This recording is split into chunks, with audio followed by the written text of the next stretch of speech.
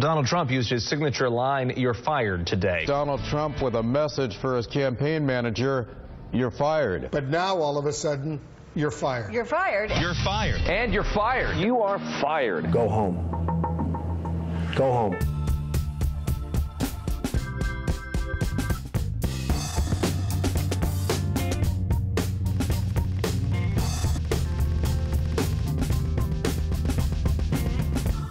There's no place like home. There's no place like home. There's no place like home, Corey. Donald J. Trump will continue down the yellow brick road toward Cleveland, but he'll do so without campaign manager Corey Lewandowski. For months, we've known about conflict between Lewandowski, who was with Trump's team from the beginning, and the campaign's new head honcho, the man behind the curtain, Paul Manafort. There may have been a time when people thought monkeys would fly before Trump shook up his scrappy campaign team, but the move today comes after weeks of bad press and sinking poll numbers. And while there are still Lewandowski loyalists in Trump world, there was no love lost between Lewandowski and some Trump officials, including the advisor Michael Caputo, who tweeted, quote, "Ding dong, the witch is dead," along with this picture after the news broke. Side note, Caputo is now Caputo. He resigned after tweeting that tweet. This afternoon, Lewandowski did a round of interviews on cable news about his time with the campaign and his relationship with Manafort.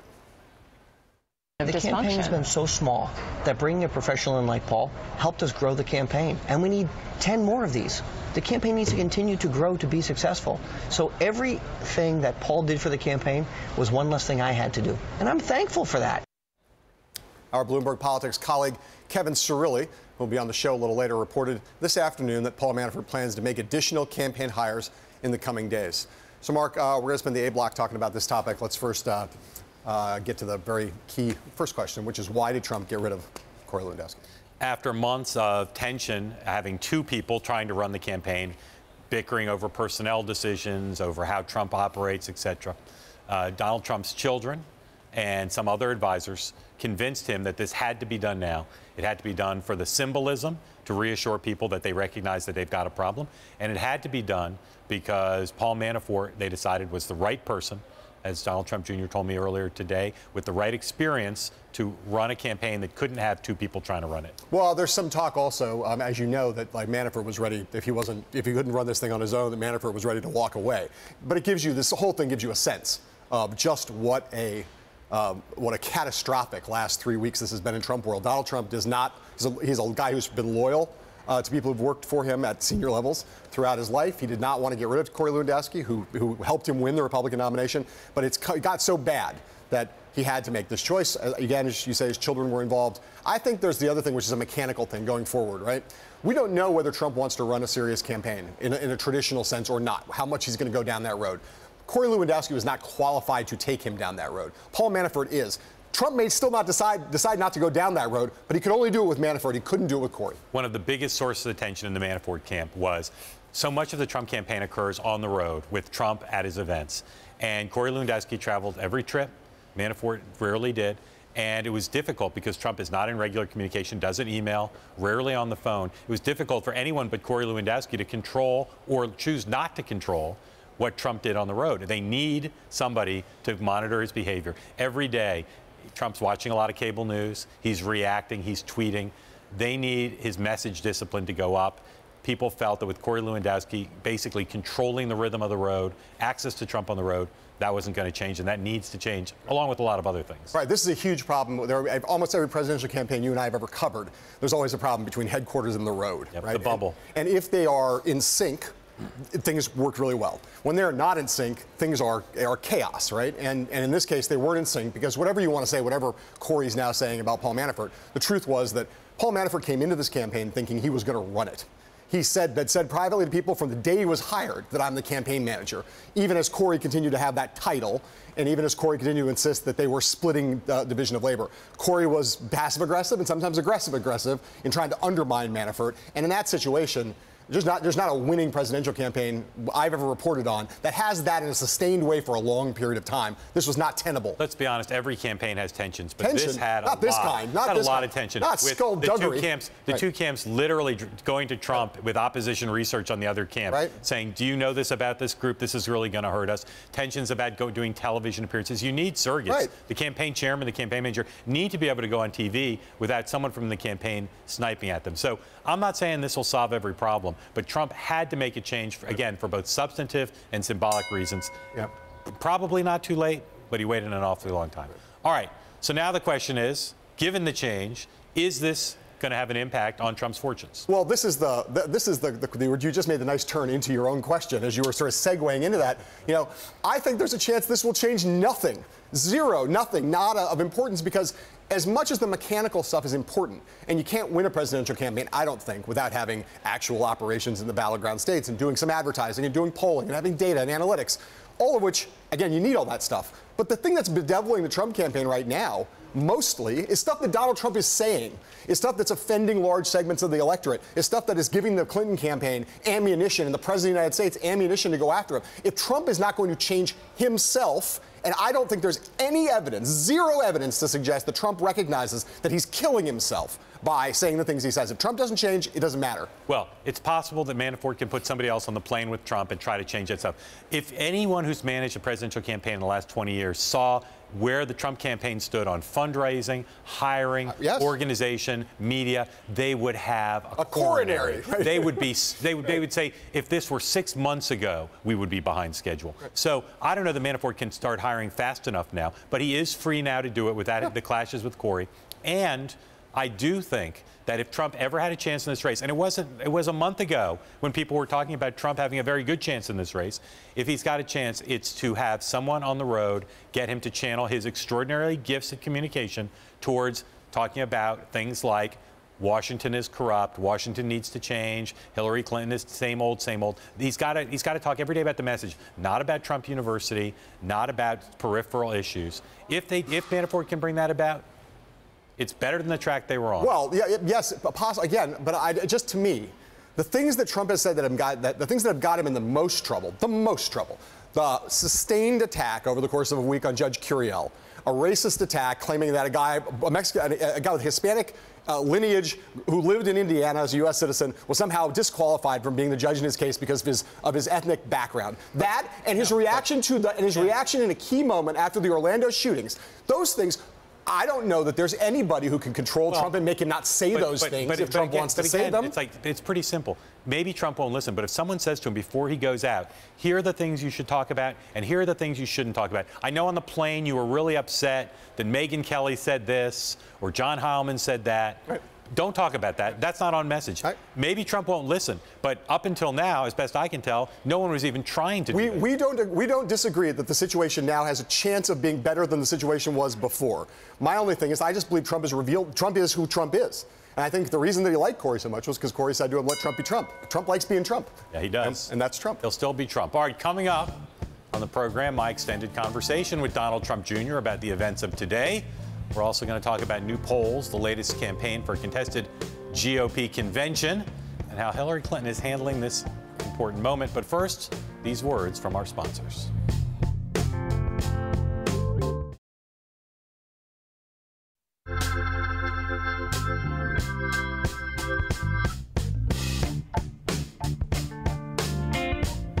Along with dealing with a new campaign structure, Donald Trump is facing a new threat from a contested convention in Cleveland. This one is driven in part by a group of Republican delegates who are still, to say the least, uneasy about Trump as the party's nominee. The goal of this group is to unbind delegates in Cleveland next month or change the rules in some other way that frees the delegates to vote their conscience on the convention floor. The group had conference calls, including a big one last night. They're reportedly starting to raise money for their effort. A lot of interest amongst Republican elites in all of this. So, John, how realistic is it to stop Donald Trump by letting the delegates vote their conscience the way Speaker Ryan this weekend suggested to Chuck Todd was okay with him? If Paul Ryan, Mitch McConnell, and their ilk, but especially those two guys, if they were to decide they were for this and were to make a declaration that this was now the state of where the party had to go, it would be quite realistic. In the absence of open advocacy on the part of Republican leaders, I don't think it stands a very good chance. And I still don't think it's very grassroots at this point, to answer your second question. I think this is still mostly elites who are concerned about the state of the party, the future of the party, down ballot Republicans who have to campaign with Donald Trump if Donald Trump remains Donald Trump in the way that I was suggesting before the commercial break. Those are the two answers. Yeah. I think that it is semi-grassroots, but there's no doubt that there's great interest among elites, a lot of strategists trying to figure out, can they pull this off? Yep.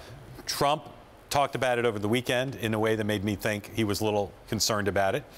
I talked to Donald Trump Jr. about that. We'll see that interview in just a bit on the show. He denounced it and went back to the main argument against it, of course, which is it takes it away from the voters. The voters voted in overwhelming support for Donald Trump. As you suggested, if Ryan and McConnell got behind it publicly, it'd have a better chance. But on the other hand, Katie Packer-Gage here on Friday said, a leader of the anti-Trump movement, this has got to be grassroots. And I think that's true. I think basically it has to be a shadow thing where it's led by the grassroots and maybe supported behind the scenes by elites and maybe at the last minute, because we still have time here. I think it also depends on what Trump does. The change today, I think, makes it less likely.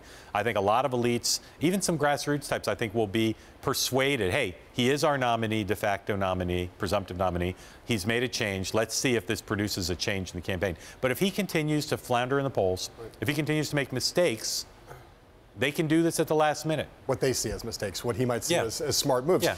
It totally matters what happens between now and the second week in July, because I think you're right that it makes it less likely if this change of leadership, the Lewandowski ouster, is followed by a change of behavior on Trump's part that carries through in a sustained way over the next 3 or 4 weeks. I'll still predict that Trump will come back and say things that are problematic for him politically further down the line, but it might put some people at ease enough that it will allow him to be nominated. If this change happened today, and there's all this talk about it, change, and then a week from now Trump comes out and says something in the vein of what he said after Orlando or what he said about Judge Curiel, I think it could increase the desire to make the change happen at the convention, to actually dump him at the convention, because people will finally come to the conclusion that there's no way that he's going to change, and that will make it unsurvivable for too many Republicans. There's some fascinating debates going on now about the role of the parties, the state parties versus the national parties. It's an interesting question. If a party's nominee, after becoming the de facto nominee, killed someone, clearly they'd find a way to change it. Or was convicted, convicted of a felony. Or say was indicted. There are a lot of things that could happen. A lot of things could happen. Clearly Trump has done things in the minds of most of the delegates well short of that. I don't think this movement can gain enough steam that they can get it done, barring some additional developments, even if Trump gets better. But it's clear to me that there are hundreds of delegates currently who are itching to try this, and that can produce a messy convention, even if they're snuffed out. Well, and I think it's also clear that I think that if you think about people who are close to Speaker Ryan, people who are close to Leader McConnell, and other leaders within the party who right now are carefully balancing all these risks and benefits of where they should be standing publicly, where they should be standing privately, that a lot of them are so deeply concerned about the prospect. They would like to see this kind of grassroots thing take off on its own, because that would give them an additional level of safety and cover to get involved maybe at the convention and allow this to happen or engineer it in some way. But I think Katie Packer-Gage, you're right, is right in saying it's like the two things could feed on each other. The grassroots getting stirred up, the leadership then getting some safety, the leadership then taking action, not getting more grassroots support from that. You could see the whole thing get whipped up really fast, especially if Trump says something really provocative in the weeks ahead. Now, some of our colleagues say this would be significantly more likely if somebody emerged, if there was some white knight candidate who was there, they say, unbind away from Trump, and then we'll go en masse to this great candidate. There is no such person, and there will not be. It will not be Ted Cruz or Mitt Romney or Paul Ryan or anyone in advance. I'm not sure that matters. I think there's a fair number of the delegates, and certainly a number of elites, who would take mystery door number 2, regardless of who's behind it, over Donald Trump. Because they all have imaginations, and they can imagine who would be behind that door. They know who will be on the floor in Cleveland. They can nominate. They can nominate John Kasich, Marco Rubio. You know what a lot of elites say? Behind that door, let's open it up and see a ticket of Ryan Rubio. Right. And they say, we'll go into the fall with Ryan Rubio, and we'll take our chances on a bit of a backlash. Well, and we'll go into the fall. We'll probably lose that race because we'll be starting so far behind. But Ryan Rubio will be a ticket that the party can campaign with and campaign behind without fear of being decimated in House and Senate races that are vulnerable. You know, Donald Trump Jr. in the interview got pretty hot, understandably so, at this notion that the voters' will would not prevail.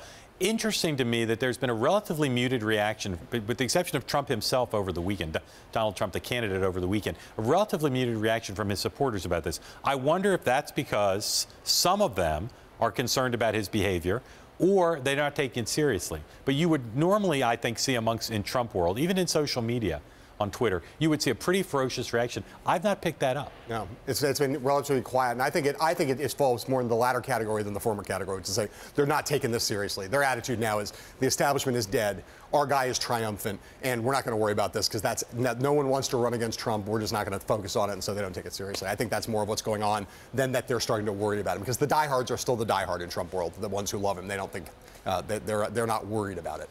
There's no doubt to me, though, as we said, it hangs in the balance. Depends on performance. All right. Coming up, our reporters covering the Trump story today, and later our interview with Donald Trump Jr. and more. We'll be right back.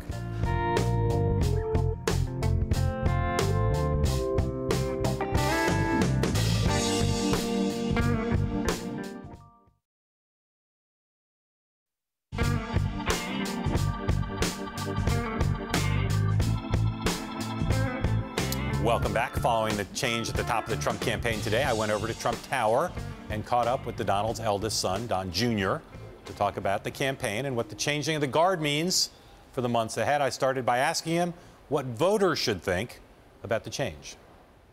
Sure. Listen, I think it's just a regular move towards unity. I mean, you have a campaign that's transitioning, and we're going from candidate to presumptive nominee to actual nominee, and I think there's a great evolution in that. You know, I joked last time I sat with you, I was in politics for 2 weeks. Now it's been about 5. But you know, again, we have a lot more relationships that we play with. The team's growing. We'll always be much leaner and meaner, more effective than the other side.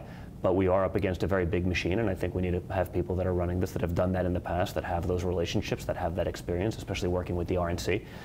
So we had a great relationship with Corey. He's been a really good friend. We've learned a lot from him. We've had an incredible run. What he's done and did, historic. I mean, you've seen that. I mean, to not only win the nomination, but to do it at a level where you have the greatest voter turnout in GOP history. I mean, that's pretty unprecedented. It's pretty special. But there is a time where we have to move on, that we have to adapt to the general, and I think that time is now, before the convention. It makes perfect sense. So just make sure I understood what you said. You're switching to giving more authority to Paul Manafort, a guy who has been through this before, because you're saying this phase requires someone maybe with more relationships and presidential campaign experience? I think without question. I mean, you know, I don't think anyone's going to fault you for doing that. I mean, that makes sense. I mean, that's largely happened already, right? So that, you know, this story isn't necessarily news. You know, Paul's taken over since April, where he's doing that. But again, when you have a team that's running lean and mean, and they're historically used to reporting to one person, it's, you know, making that transition is not always the easiest. So I think, you know, this sets a precedent and shows that, hey, we're actually doing that. We are making that shift, and we are doing this because we want to unite the party. We want to have everyone behind us for the ultimate objective, which is ultimately beating Hillary Clinton. So again, fair to say that, again, I understand what you said about Corey, but just that you need one person in charge, and you had 2 guys. Correct. You can't have too many, you know, obviously my father's always going to be the guy that's in charge, right? I mean, he's the guy that's always going to make the decisions, but you need one guy running the day-to-day aspects of the campaign. I think, you know, to have more than that, you're just going to stumble over yourselves, and if there's one thing we pride ourselves on, it's efficiency. It's getting rid of the, you know, the excess that you see that's so prevalent in government, that's so prevalent in the system, where you have all this waste. You know, those are the things we're going to get rid of, and we're always going to do that for ourselves. We're going to live by what we do. There's a long tradition, a history in presidential politics of family members sometimes being the only ones who could get the candidate to do something. I was around when Corey joined the campaign. I've watched your father and Corey develop quite a strong relationship, which they still have, I'm sure. Oh, yes. Is it the case, has been widely reported by Bloomberg and others, that you and your sister and your brother played some role in saying to your father that a change was necessary? So I think a lot of people play roles in that. I mean, we're obviously involved. We speak to him daily, right? I mean, we speak to him every hour probably on a lot of issues. Specifically, that you all thought that was a good change to make. Listen, I think it's the right and appropriate decision to make, but in the end, my father's always going to make up his own mind. He's going to come to those decisions himself. No one's going to lead him to a decision. They'll give him thoughts.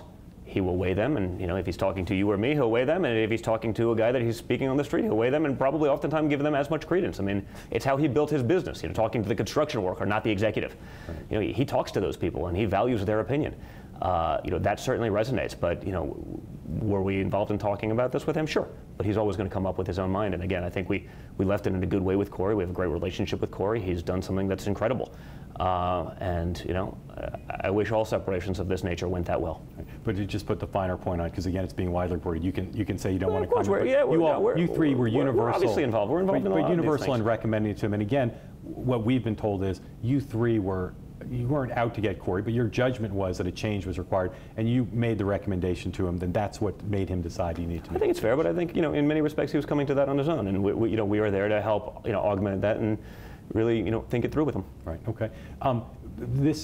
You're taking away a guy who was a pretty big force in the campaign since its inception. Mm-hmm. Are you at all concerned that Corey's departure leaves a hole that may not be able to be filled right away? No, listen, I think between the interest of the people that have reached out to us on a daily basis about coming on and augmenting and supplementing the existing team, I think we're going to be great. I think we're going to be in a really good spot. I think we're going to have continue a great campaign, and I don't think that's going to be an issue at all. It's been widely reported that there was dissension between Corey and Paul Manafort. I mean, it's not hard reporting to get, and yet spokespeople have denied it for weeks. As recently as this weekend, people denied it. Doesn't that make people cynical? Something that's obviously true. It may be inside baseball, but it's obviously true. I think it's certainly inside baseball. I mean, listen, how they get along, and if someone comes in to take over a role, obviously there's going to be issues with that. I mean, that's called life. Yeah. Mark, that happens every day. That doesn't just happen on a political drill. That happens at your job when someone comes in or someone leaves or whatever it may be. I mean, I think that's day-to-day stuff, and I think that's going to happen. I mean, frankly, if it didn't happen and that wasn't out there, that would be totally abnormal.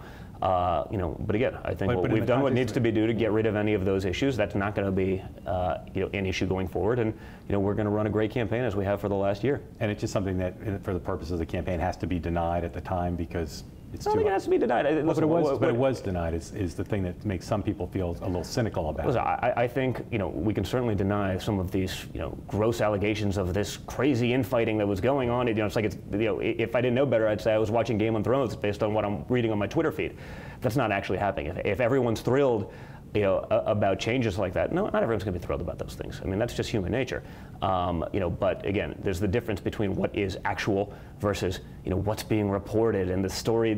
Listen, it's hard to fill a 24-hour news cycle, Mark. I get it. It's not easy. Okay, as exciting as this stuff can be for me, living it day to day, moment by moment, it's not that exciting to average people. So you gotta embellish. You gotta create the storyline a little bit. I get that. I've seen it going on with the media since we got into this thing. So what I can say is that none of the stuff that's been reported and I've read about is nearly as exciting and dramatic as it is in 140 characters or less on my Twitter feed. Right. So he didn't want to admit it, but he did when I said, so you guys recommended this. He did say that's the case, and that's a pretty big deal. Fair. That's fair. It's common in campaigns, right? You see often a decision needs to be made. The candidate's loyal to someone. Trump's exceedingly loyal to Corey, and it took the family to intercede and say this must be done. Here's the most important thing. It comes back to the thing we talked about earlier. There is a dispute in the world of people who report on this family, whether the family recognizes that Donald Trump himself has to change his behavior or just whether the campaign needs to change. The last we now know, the first is still in question. All right, more from that interview with Donald Trump Jr. later in the program. I asked him about his father's poll numbers and also about a potential delegate revolt in Cleveland. We'll have that for you right after this.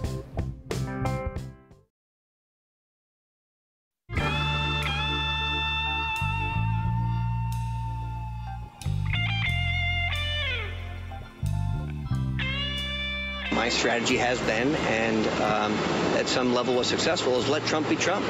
And you've got a person who has completely changed the way that politics is viewed in this country for the better. And you've got a thoroughbred, a person like Donald Trump who has had his heart and his finger on the pulse of the American people for a long time. And so, I like to say that I'm a person who's been able to help implement some of his ideas. And that's what I've been able to do. But anybody to say that the family disagreed, I don't think would be accurate. That was the now former campaign manager for Donald Trump, Corey Lewandowski, on MSNBC today, driving home his golden rule for advising Mr. Trump in this race. Let Trump be Trump. The ouster of Lewandowski comes as Trump's poll numbers are slipping. That includes a new national survey by Monmouth University, which shows Clinton leading Trump 47% to 40% among registered voters. Among those same voters, Trump's unfavorable rating is 57% compared to Clinton at 52%. Joining us now to talk about these numbers and more, Kellyanne Conway, a Republican pollster who ran one of Ted Cruz's, or actually a consortium of many of Ted Cruz's super PACs, and Democratic pollster Stan Greenberg in our D.C. bureau. Thank you both for being here, folks. Kellyanne, since you're here in the room with us, I'll start with you. And also, always pride of place to you when you're here on the show. How optimistic are you about the change that occurred today, causing any substantial change in the overall outlook of the Trump campaign? Well, it's very clear that the Trump campaign wants to expand its operation, get those field operatives hired, invest in a ground game, more data, more modeling, probably digital. And, of course, the RNC will be very helpful to its nominee, in this case, Mr. Trump, in fulfilling some of those responsibilities. But I also believe that Paul Manafort... Is your sense that Corey Lewandowski was an obstacle to getting those things done? Is that what you're saying? No, and it's not for me to say. Obviously, the campaign made its decision. Mr. Trump made its decision. No, what I'm saying is that as a campaign expands, sometimes you have to move it away from central location into the states where this goes. I mean, look, other candidates have done this. Geez, Bill Clinton got rid of Dick Morris at the Democratic National Convention. It was happening while we were there in July of that year. Certainly one loss, albeit in third place, for Hillary Clinton in the Iowa caucuses in 2008, and Patty Solis Doyle was out. She was replaced by Maggie Williams. So this goes. John Kerry made a replacement. Al Gore got Donna Brazile in there to do a better job than her predecessor. This is not new for campaigns, and I think your interview with Donald Trump Jr. is very telling. I think that's the best explanation one would have for what's happened today. Stan, let me ask you this. Yes. Kellyanne just made a reference back to Dick Morris. You were involved in two Clinton campaigns. Right. You were involved in two Clinton campaigns in 1992 and 1996, and have seen some staff infighting at times. Is this the solution? If the solution is the operation of the campaign, if that's what this is meant to address, is this the solution to what actually ails Donald Trump? No, I mean it couldn't be less important. And and by the way, if I think about the Bill Clinton campaign, we came out in January, in California primary. You remember we were in negative territory on our favorability, enormous trust problems. But June was devoted to counter-scheduling, defining him, introducing his biography, reminding people this was a humble guy from Arkansas. The entire convention was devoted to presenting him to the country. And, we moved into a very different position coming out of the convention. Obviously, we had a Ross Perot, withdrawal and then come back in. But it was a big moment for introducing him to the country. Here we're talking about organizational issues that don't get at the heart of the candidate. And we spent so much time leading up to that last primary, thinking through how, it was called the Manhattan Project. How are we going to represent him to the country? How are we going to get the most out of this period? And that's what's so unique about this. We're talking about the period of time where usually you begin to improve your favorability and introduce yourself. After you've locked up the primary leading into the convention, that's the period we're talking about for Bill Clinton and other candidates who succeeded in improving their position, consolidating and winning. Here we're talking about going in the opposite direction. Kellyanne, you look at the totality of the polls. A few weeks ago, they were roughly even in the national horse race number. Again, there's not apples to apples, but now most of the national polls are showing Trump with a deficit. Where demographically does he need to go to get the race tightened back up? Several places. One is among independents. And Mitt Romney did carry independents, but only by 4 points, and 4 points in a very critical state like Ohio. So that's not enough to make up those deficits among other groups. For someone like Romney, among African Americans, Hispanics, women, they lost by double digits. For Mr. Trump, because he is legitimately the outsider, the true insurgent, the true independent candidate himself, he can go back and he can really make a case to independents that Hillary Clinton cannot, which is, I'm with you. I'm just like you. I've never been in Washington. I'm not a politician, rigged, corrupt system. He'll need to do that. He'll also need to do better among Republican women. People say you've got to shore up your base before you can expand. He will do better than Republican women, but I think we're in a critical time right now where there's no evidence that the voters want the race to remain where it is right now, which is basically a substance-free, content-free, non-conversation cacophony of who said what about whom and what are the insults. I have faith in voters. I think they usually bring the conversation back to real issues. And if I were Donald Trump, I would debate, I would really have a conversation on the issues against Hillary Clinton. Also, Mr. Trump I think that he also needs to shore up some of these working class voters who have been with him all along and will continue to be, as Bernie Sanders continues to move away from challenging Hillary Clinton. Stan, if Trump improves with independents, Republican women, and working class voters, does that bring this race back to parity? No, not if not if he's only doing it. Well, we're not getting to parity. I mean, look. Structurally, the country is just in a different place than it was. The advantage right now, the Democrats have about a 14-point higher favorability than the Republican Party. The party is being defined by Trump and by the primary, and also these voters have been watching Trump over a long time. Look during these primaries. General election voters, as people admired what was happening, with Trump amongst primary voters, he was going up to negative 60% negatives amongst general election voters during the primary process. They were watching it very closely. They were watching it very closely. He's dealing with that, and his main problem is women. Right now, if you look at the ABC poll, is unfavorable with women is over 70%, 67%, very unfavorable. You can't win the working class when a majority of the white working class are women. So he has this core problem that just can't be solved by picking out particular groups. Well, sure, but we can have the same debate about Hillary Clinton. We can run the same segment and focus on Hillary Clinton and the polls and her negative poll ratings. She has, I was very struck by your Bloomberg poll last week. Everybody obsessed with the horse race number. But I looked at the over 70% of voters that you surveyed that said each of the following bothered them. Hillary Clinton's FBI investigation, the handling of the server, and her making millions of dollars from Wall Street speeches. That's over 70%. Most Americans don't say, tie, favorable or unfavorable, person, favorable or unfavorable. They speak like, what really bothers me? I really am bothered that she's a tool of Wall Street now. And I think these attributes tests that show that she is untrusted and unlikable should not be dismissed only because people want to move this race from a referendum on Hillary Clinton, where it properly should be, over to a referendum on Donald Trump, who's just the challenger. Vote for a referendum on them both. This is just Stan, sorry, we got to Stan, thank you. We're going to have you back again on the show. We got to go to break. And Kellyanne got see you, Stan. And Kellyanne made the great pivot to attacking Hillary Clinton, and that's what we always have to get in whenever she's on the show.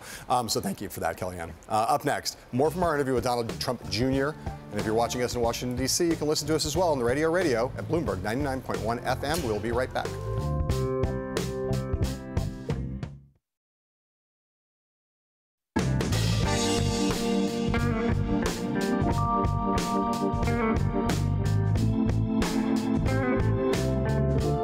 And now for something completely similar, part 2 of my interview with Donald Trump Jr. I talked to him about those delegates who are trying to stage a revolt at the convention in Cleveland next month. As you know, a lot of talk, which your father talked about over the weekend, about this notion of the delegates being able to vote their conscience. Is that something that you would oppose? Listen, I think it's crazy. You go through this process, you listen to the people, you go to all the votes. I mean, we've spoken about this, on your very show, Mark, where you can go to Pennsylvania, you can win every single GOP voter, but you get, 17 of the 72. I mean, it's a little ridiculous. I think politicians, if they know what's good for them, they have to vote what their people wanted. There's a reason we had the mass turnouts. There's a reason you have, this unprecedented wave. The reason it's a movement, not a campaign anymore.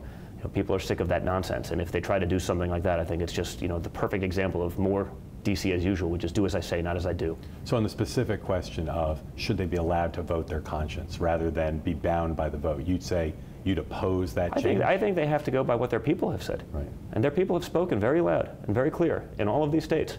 And we've won 37 states against a record-sized crowd of people who've done this for years and years. I mean, that should say so. It's not about their conscience, it's about the conscience of their people, and their people are for us. So when Paul Ryan said over the weekend they should be able to vote their conscience, I'm not going to tell them whether to make that change or not. Is that Paul Ryan can say, say what he wants. Again, it's more, when I see the DC people doing this, it's more of exactly what upsets me and everyone else that I speak to about DC. Right. Whether that's other guys in similar positions to me or guys that are blue-collar guys working hard for a living. I mean, they're sick of seeing that sort of quasi, maybe we'll do this and maybe this is what we have to do. What I think people are sick of is politicians today that have a job to do running for election in 2020 or 2024.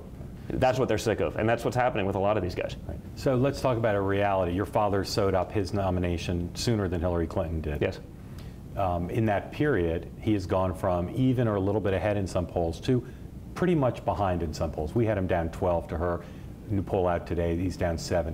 What's happened that caused him to move from an even position to at least a little bit behind, recognizing that there's still a lot of time left? Well, listen, I think you see, you got Obama giving speeches about him, you got Hillary giving speeches about him, you got Biden giving speeches about him, and the left is, doing their unified attack front, but I think in the end that message is going to die away. When you get into all of the corruption, when you get into all of the nonsense, when you get into all of the waste, fraud, and abuse, and when people finally start actually covering it, I think that goes away. So I think there's going to be ebbs and flows in everything again. I think for us, being first-time politicians, that transition, would I love it to go a little bit smoother? Sure. But it's, we've learned along the way, and everyone's underestimated us at every step of the way. And we've always surprised them, and I think we're going to do that again. So you concede you're behind now, but you say you're going to come back. I don't think we're 12 points behind. I think we're net neutral in a lot of places. I think in a lot of the places that matter. There's going to be states that we're not going to win, and those are heavily populous states. I think in the swing states, the gap is much closer than that from what I've seen and what I've read these days.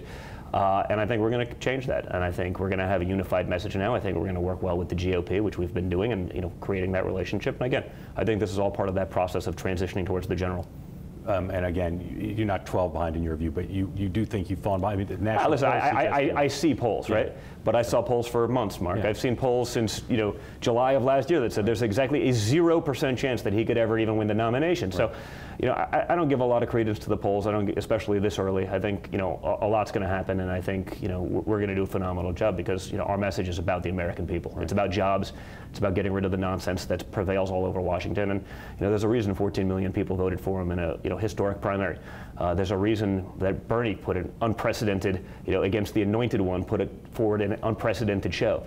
Ultimately, people are sick of the DC narrative. People are sick of watching politicians like Hillary Clinton, who from 2007 to 2014 made $140-something million while running the State Department. I mean, our government isn't their hedge fund. It's not their slush fund to pad their pockets with, for their charities where no one actually knows where the money goes. No one even knows what the mission statement is. It's a disgusting fraud. And if a Republican did what she did, they'd be in jail by now. But again.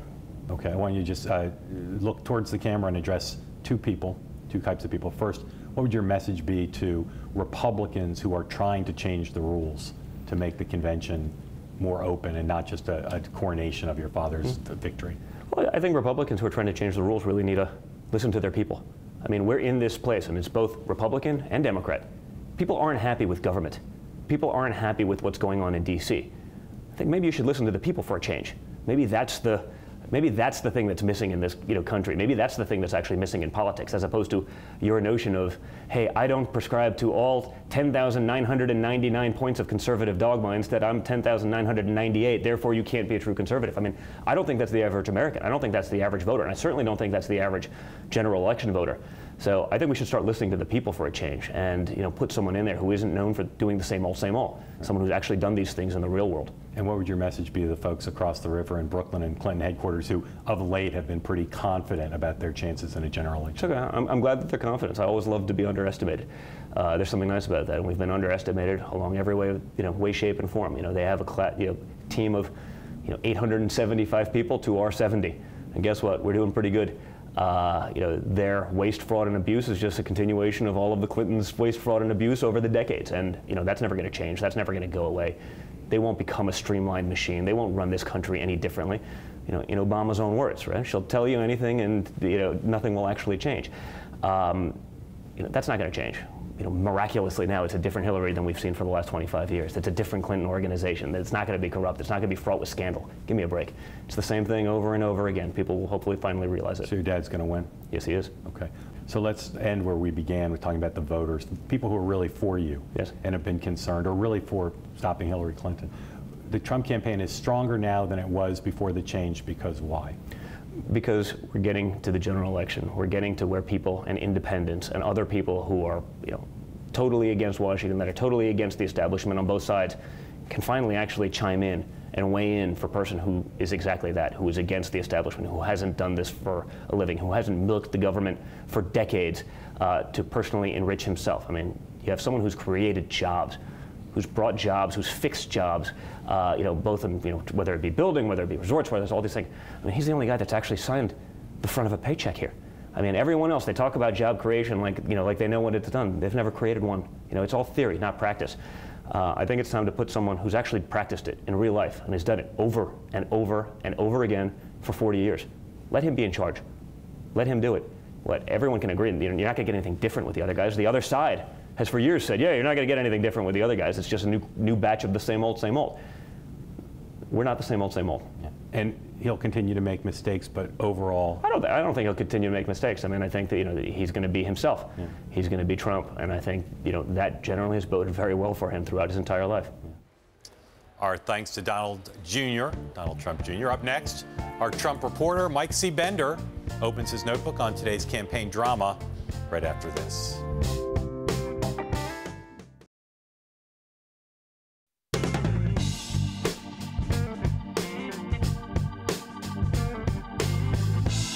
Joining us now from our Washington, D.C. bureau is a man on the team who has been all over the Trump story today. That's Bloomberg's senior political reporter, Michael C. Bender. Mike, look at him there. Look at him there. Look at that in all his glory. Bender, tell me this. How much do you think, on the basis of what we currently know, that this is a Trump capitulating to pressure versus Trump embracing what might come next by those who put the pressure on him?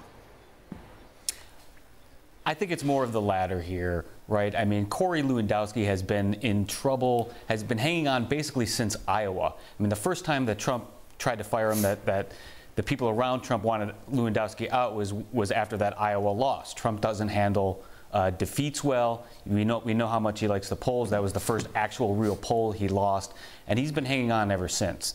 In large part to his aggressive personality that Trump identifies with. But the loyalty only goes so far, and for Trump, the family is a much bigger issue and a much bigger question than any long-term loyalty to Corey. Mike, what's your sense of how this has been reacted to so far by Republicans who've been unhappy with the direction of the campaign? Well, they've been promised this pivot before, right? I mean, sort of looking forward, this gives Trump the chance to pivot to a broader campaign. He picked the seasoned political veteran, Paul Manafort, who's, experience in both domestic and international politics, versus Lewandowski, who is, sort of the irascible former state police officer. I mean, the message here is that they're going to continue to try to reach out to the party and to the broad general election vote and a broader electorate in the general election. But this is something Republicans have heard time and again now. And we've been hearing now for about a week, particularly from RNC members, the activists in their own states who can sort of trigger their own grassroots campaigns back there, that they regret trusting Manafort when he came to them in April and said that here comes your pivot. And what have we seen since then? The Veterans News Conference, Trump University, you guys know the list. It's lengthy. So, Mike, it seems to me that the pivot what was promised was a pivot of two kinds. One was an operational pivot, build an actual national campaign, be able to be competitive in a general election. The other was a message pivot and a demeanor pivot and projecting a more presidential affect.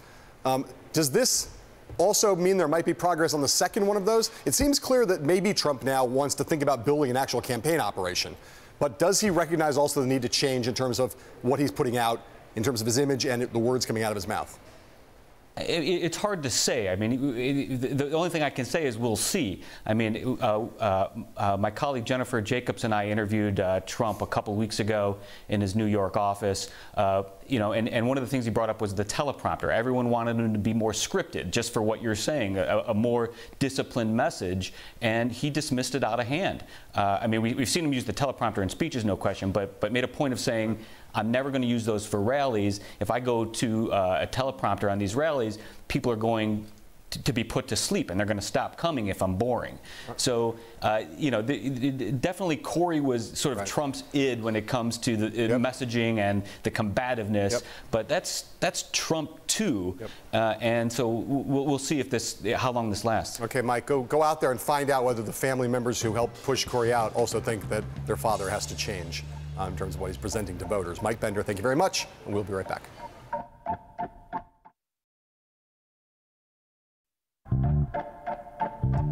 Need more? Check out BloombergPolitics.com now for a lot more on the big news going on in Trump world today. Coming up on Bloomberg West, Emily Chang speaks to the CEO of ZTE USA. And tomorrow here on this program, more of our interview with Donald Trump Jr., including his thoughts on who his dad will pick as a running mate. It was excellent. Tomorrow. Excellent. We don't have to talk about the NBA Finals. NBA Finals. One of us was right, one of us less so. I wonder which one that was. Yeah. I got nothing Go to say Cavs. about See you tomorrow. Let's same talk bad about the time, Brexit. same bad channel. Until tomorrow, sayonara.